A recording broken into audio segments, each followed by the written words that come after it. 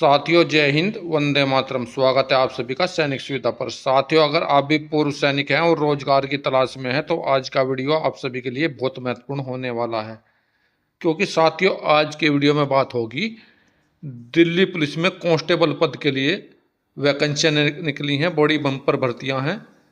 तो उसमें पूर्व सैनिक का 10% कोटा है और पूर्व सैनिक किस प्रकार से उसमें अप्लाई करेंगे और किस पूर्व सैनिक को कितना उसमें कोटा दिया जाएगा, किसके लिए कितनी वैकेंसी हैं और कब तक वो फॉर्म भर सकते हैं पेंशन आने के बाद में, सभी विषयों पर विस्तार से चर्चा होगी। साथियों, इससे पहले मैं इन सभी विषयों पर विस्तार से चर्चा करूं, अगर आप सैनिक सुविधा चैनल से पहली बार जुड़े हैं, इसका हिस्सा नहीं है और इसका हिस्सा बनना चाहते हैं तो सैनिक सुविधा चैनल को सब्सक्राइब कर लें और उसका बेल आइकन ऑन कर ले, ताकि आने वाले वीडियो की महत्वपूर्ण जानकारी आप सभी को मिल सके और आप मेरे द्वारा दी गई जानकारी का भरपूर फायदा उठा सके। तो चलिए सैनिक भाइयों, वीडियो शुरू करते हैं विस्तार से। तो साथियों, सबसे पहले मैं बताता हूं आपको इसके मेन पॉइंट।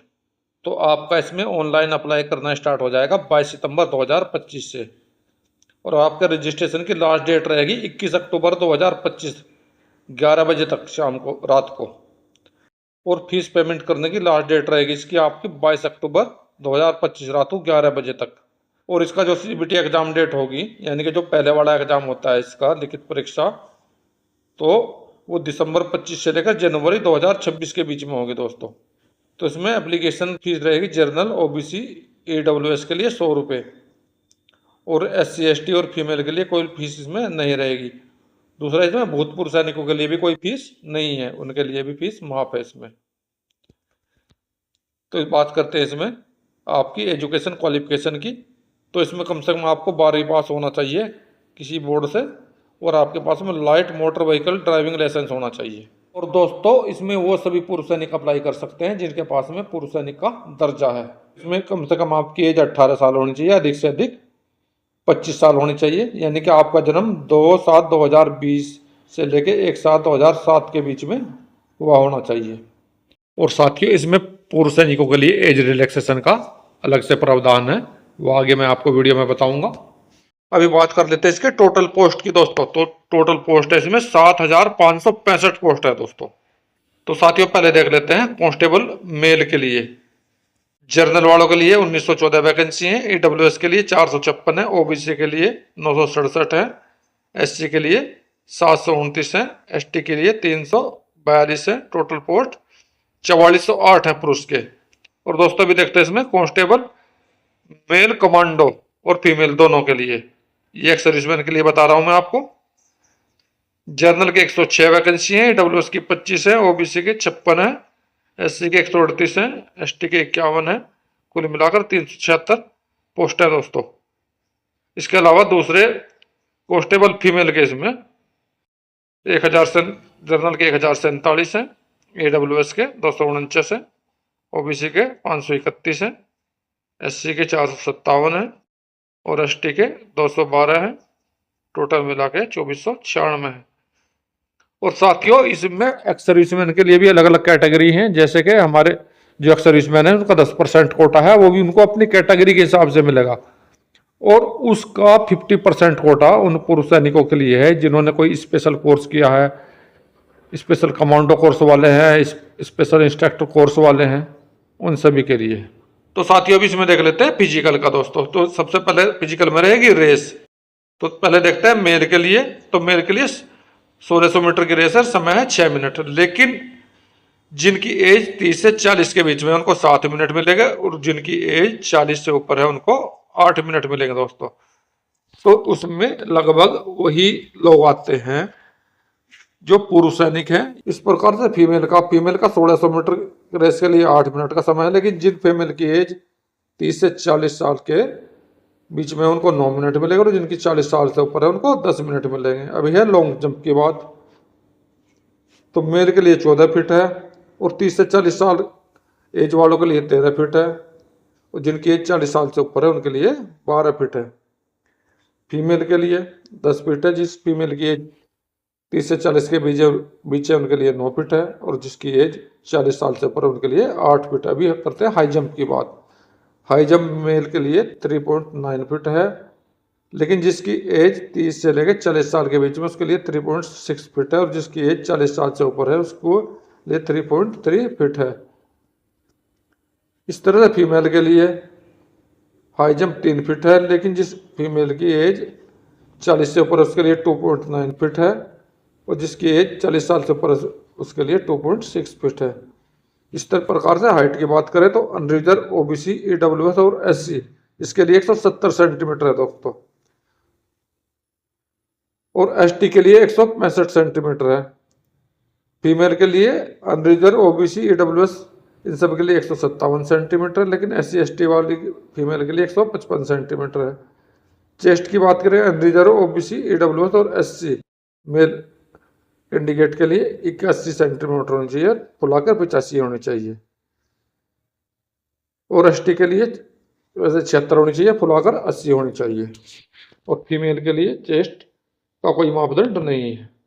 और साथियों अभी मैं आपको दिखाता हूँ ये फुल जानकारी, बिल्कुल फुल विवरण के साथ में। तो ये है इसका फुल विवरण। तो ये है ऊपर इसकी डिटेल, कितनी वैकेंसियां हैं पूरी, और यहाँ पे दिया है एज के बारे में, किस प्रकार से छूट मिलेगी, पूरा विवरण के साथ में।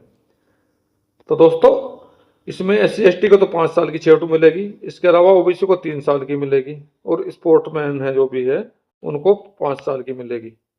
जो स्पोर्ट्समैन है इंटरनेशनल लेवल के उनको 10 साल की छूट मिलेगी। ये दिल्ली पुलिस में सर्विस कर रहे हैं उनके लिए है, उनके जो बच्चे हैं उनके लिए, चाहे वो MTS स्टाफ के हों, दिल्ली पुलिस में जो भी हैं उनके लिए 29 साल तक एज इसमें रहेगी। अभी बात करते हैं एक्स सर्विसमैन के लिए, जो भी हमारे एक्स सर्विसमैन रिजर्व के हैं या ईडब्ल्यूएस के हैं, उनके लिए दोस्तों उनको उनकी मिलिट्री सर्विस प्लस 3 साल और मिलाकर छूट रहेगी। उदाहरण के तौर पर जैसे किसी पूर्व सैनिक ने 20 साल सेना में जॉब की है तो उसको 23 साल के छूट मिलेगी एज में। साथियों जो एक्स सर्विसमैन है ओबीसी के, उनके लिए उनकी मिलिट्री सर्विस प्लस 6 साल की छूट। उदाहरण के तौर पर माने किसी ने मिलिट्री सर्विस 20 साल की है प्लस 6 साल हो उसको, यानी कि 26 साल तक की छूट उसको मिलेगी ओबीसी वाले एक्स सर्विसमैन को। इसके लिए एक्स सर्विसमैन SC ST वाले के लिए तो उनके लिए 8 साल की छूट मिलेगी दोस्तों। किस प्रकार से मिलेगी? उदाहरण के तौर पर माना उसने 20 साल नौकरी की है तो 20 साल नौकरी की छूट प्लस 3 साल और अलग से जो दी जाती है 23 साल प्लस उसकी 5 साल कैटेगरी की छूट, कुल मिलाकर 28 साल की छूट उसको मिलेगी। विडोज या डिवोर्स महिलाएं जो भी हैं उनके लिए 5 साल की छूट इसमें है।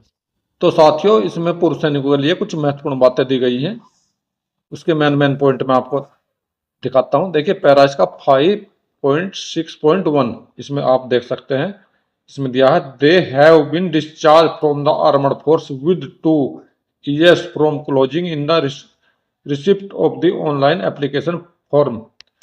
तो साथियों इसमें हमारे बहुत सारे पूर्व सैनिकों को कंफ्यूज होता है। तो साथियों इसमें क्लियर दिया गया है जो पूर्व सैनिक इसमें अप्लाई कर रहे हैं तो एप्लीकेशन अप्लाई करने से 2 साल के अंदर अंदर वो डिस्चार्ज आए हुए होने चाहिए। 2 साल से अगर जाते समय उनको पेंशन आए हुए हुआ है तो वो उसमें अप्लाई नहीं कर सकेंगे। आगे दिया है 5.6.3 में they are medically fit for police service according to the standard prescribed for recruits. तो इसमें यहाँ मेडिकली फिट के लिए बताया गया है कि वो पूर्व सैनिक मेडिकल फिट भी होना चाहिए, लेकिन यहाँ मेडिकल फिट से मतलब है जो पुलिस के लिए मेडिकल फिट होने चाहिए। हमारे बहुत सारे पूर्व सैनिक ऐसे होते हैं जो सेना से विकलांगता के कारण निकाल दिए जाते हैं, लेकिन वो सेना के लिए फिट नहीं होते हैं, लेकिन वो सिविल एम्प्लॉयमेंट के लिए फिट होते हैं। तो वो उस हिसाब से पुलिस के जो उनका मेडिकल होता है उसके हिसाब से फिट होना चाहिए और फिजिकली फिट होने चाहिए। कैटेगरी भी अप्लाई कर सकता है बशर्ते उसी किस प्रकार की कैटेगरी है उसमें वो देखा जाता है।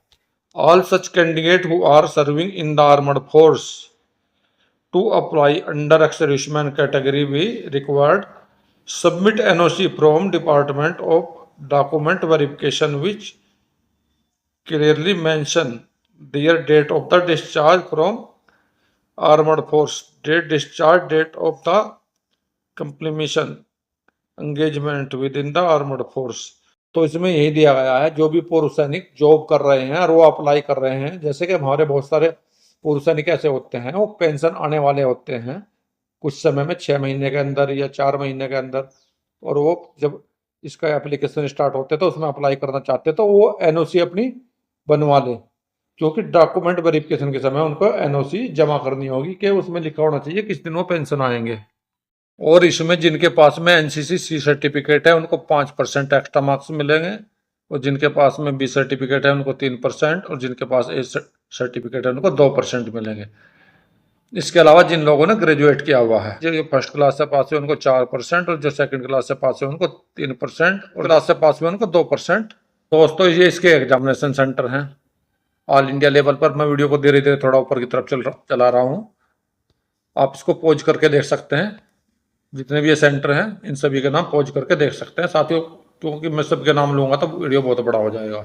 और साथियों यहाँ पर दिया गया है रिटन एग्जाम किस प्रकार के क्वेश्चन आएंगे, क्या क्या सब्जेक्ट होंगे, पूरा इसमें पार्ट 1 में आपका जनरल नॉलेज आएगा, क्वेश्चन होंगे 50 और 50 नंबर के होंगे। इसके अलावा पार्ट बी में आपका रीजनिंग आएगा, 25 क्वेश्चन होंगे 25 नंबर के। पार्ट सी में आपका न्यूमेरिकल एबिलिटी आएगा 15 क्वेश्चन 15 नंबर के। पार्ट डी में आएगा आपका कंप्यूटर में आपका MS excel, MS word, web browser, इस प्रकार की जानकारी से संबंधित क्वेश्चन आएंगे। 10 क्वेश्चन 10 नंबर के, टोटल 90 मिनट का आपका समय होगा दोस्तों। तो साथियों आज के वीडियो में यही थी दिल्ली पुलिस कांस्टेबल के बारे में छोटी सी जानकारी। साथियों मेरे द्वारा इस प्रकार के जॉब और वेलफेयर से संबंधित वीडियो आप लोगों के लिए समय समय पर बनाए जाते हैं, और समय समय पर आप लोगों को इस प्रकार की महत्वपूर्ण जानकारी दी जाती है। अगर आप लोगों को मेरे द्वारा दी गई जानकारी अच्छी लगे तो मेरे वीडियो को लाइक करें, चैनल को सब्सक्राइब करें। मिलता हूँ अगली वीडियो में इसी प्रकार की अन्य महत्वपूर्ण जानकारी के साथ। वीडियो देखने के लिए धन्यवाद दोस्तों। जय हिंद, वंदे मातरम।